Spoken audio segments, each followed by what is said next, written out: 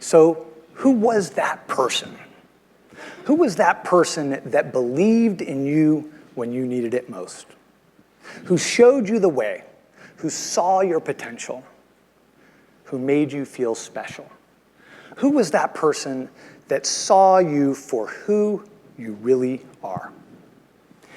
Each of you have the power to transform someone's life, and you might not ever know that you've done it. I think I was 7 the first time I was labeled hyperactive. Later, it would be called ADHD. And today, I've heard it described as executive functioning disorder. As an adult, I've developed strategies. Most people would have no idea about my issues, challenges, or barriers.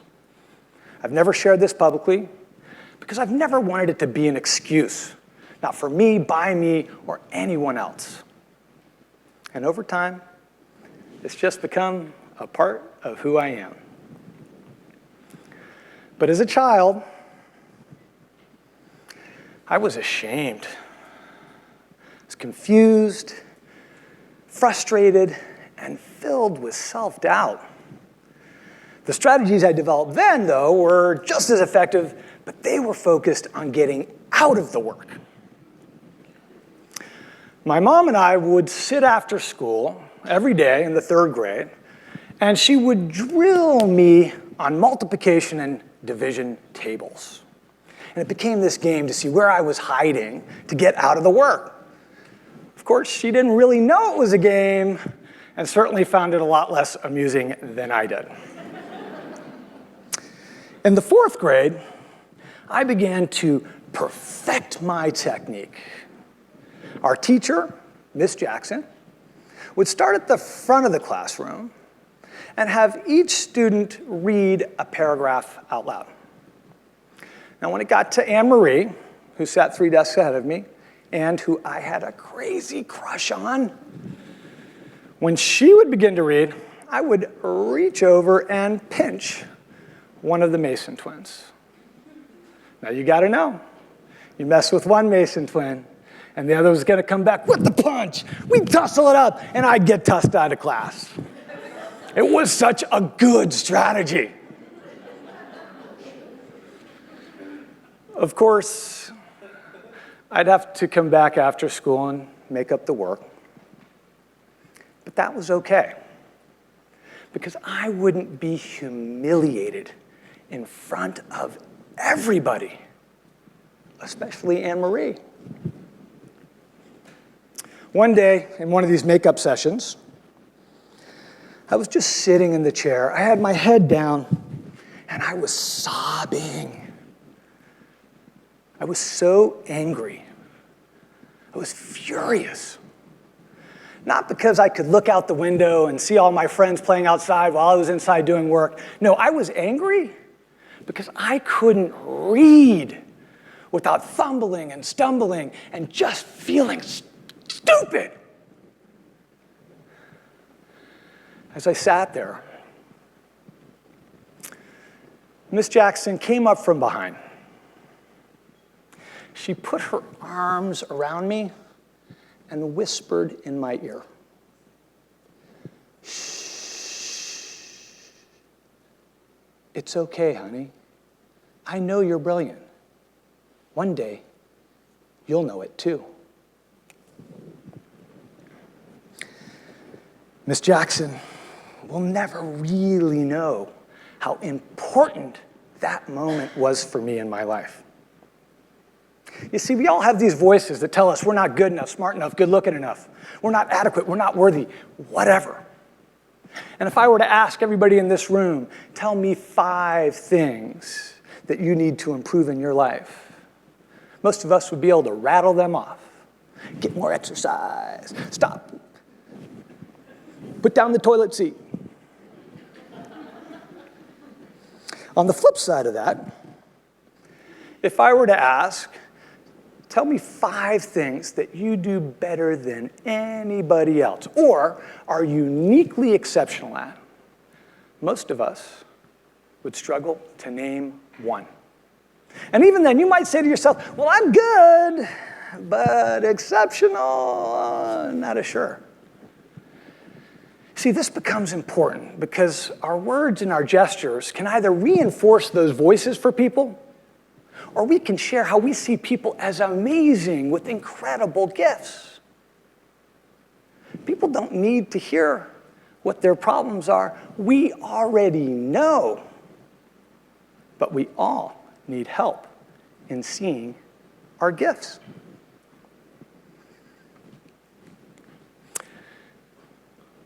As a teen, I moved from undisciplined to delinquent. I was 15 the first time I was placed in a juvenile detention facility. My parents left me there because they just didn't know what else to do. The charges were read: unauthorized use of vehicle. Now I was going 60 and a 25.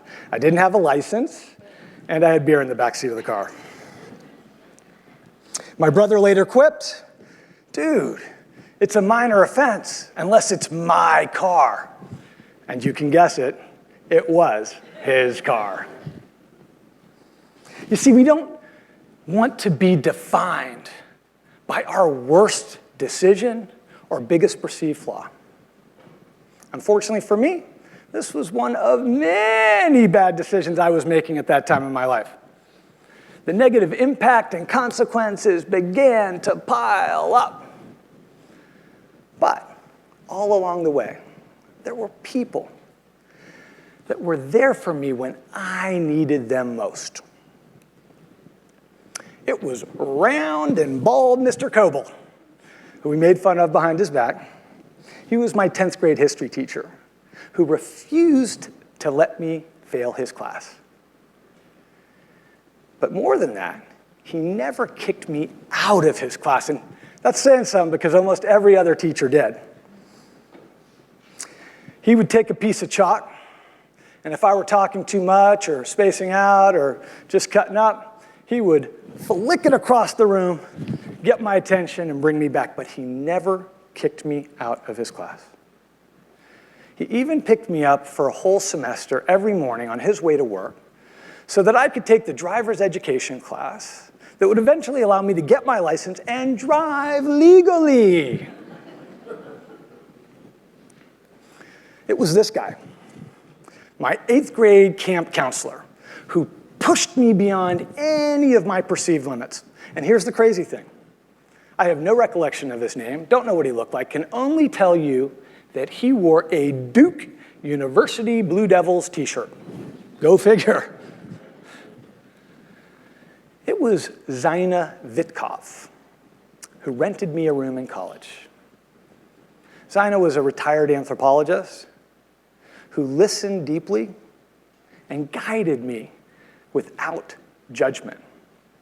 But the most important thing she did for me was she sparked my imagination for learning about the mysteries and wonders of the world. It was Bashiru. He was the driver from my study abroad program in Nigeria. We had this thing. So I would get into the van, and I would greet him with, Bashiru. And he would respond, LaMar. And then I would say, Bashiru. And he would go, LaMar. And we would go on until everybody else in the van's like, enough! He would drop all the other students off at the end of the night. Then take me into the countryside to meet his friends, share his family and his life, all while loving me like a son. Now fast forward, and today, I am the director of the choice program at UMBC. What?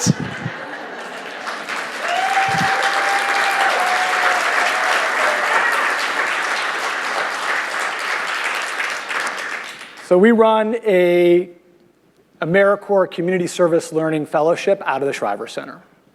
Each year, our 50 Community Service Learning Fellows work with over 1,000 youth and families across the state of Maryland, most of whom are systems or court involved. We focus on 3 areas. So we have family engagement, employment, and education. But the most important component of our program is the relationship that our staff and our fellows have with our youth. Now, last year, I had an opportunity to visit Christopher's Place. This is a transitional homeless shelter here in Baltimore. And while I was introducing myself to the group of men, this young man named Brandon in the back jumps up and says, "I was in the choice program." And I don't know why I said it, but it just kind of blurted out, "The program must not have been very helpful." Ooh, I regretted it the second it came out of my mouth. But the room erupted in laughter and people fell out of their seats. But I could see Brandon's face, and he got really serious and he said, "No, just the opposite. The program and my choice worker taught me that I'm not a bad person just because I've done a bad thing." Nah, I don't remember her name. I think she had dark hair. Maya Angelou famously said, "I've learned that people will forget what you said. People will forget what you did, but people will never forget how you made them feel." I've had so many sage guides in my life. And each of us can remember that caring adult who put their arms around us to steer us in the right direction. We may not remember their name or what they looked like, but we know how they made us feel. Many of those people who stepped in for me, they're faceless memories and gestures of kindness, generosity, and love. And while some people talk about how they did it all on their own, I know I've been carried every step of the way. And just for the record, many of those people are here in this room right now, right here, today. You see, we never know how we're going to impact or change someone's life. As you enter into the world, bring your best self. Be authentic and connect meaningfully. Because when everything else gets stripped away, it's that connection and making that relationship work is all that really matters. Thank you.